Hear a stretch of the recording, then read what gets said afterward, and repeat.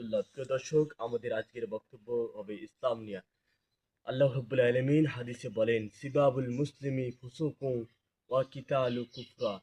আল্লাহ রাব্বুল আলামিন বলেন, মুসলমানকে গালি দেওয়া ফাসিকি এবং হত্যা করা কুফরি। আমরা অনেকে আছি মুসলিম ভাইদেরকে গালিগালাজ করি, মুসলিম ভাইদেরকে অনেক অন্যায় অত্যাচার করি এবং মুসলিম মুসলিম ভাইদের প্রতি জুলুম নির্যাতনের শিকার করি। আর আমরা অনেকে আছি যে আমরা আমরা মুসলমানকে হত্যা করতে চাই, তবে কখনো না, আমরা মুসলমানকে কেউ হত্যা করব না। মুসলমান হচ্ছে মুসলমানের ভাই। আল্লাহ রসুল্লাহ সাল্লাহ আলহিহাল্লাম বলেন, যে ব্যক্তি মুসলমানকে হত্যা করতে চায় সে ব্যক্তি হচ্ছে কাফের। তাই আমরা কাফের না হয়ে ভালো মানুষ হব এবং এবং বেশি বেশি করে আমল করার চেষ্টা করব।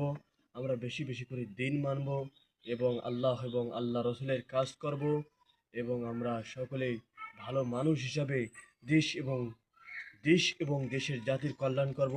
আমাদের প্রতি দেশ তাকিয়ে আছে, জাতি তাকিয়ে আছে, যে আমরাই হলাম আগামী দিনের প্রজন্ম এবং আমরাই হলাম আগামী দিনের ভবিষ্যৎ। ইংরেজিতে আছে, শিক্ষায় শান্তি, সুশিক্ষায় জাতির মেরুদণ্ড।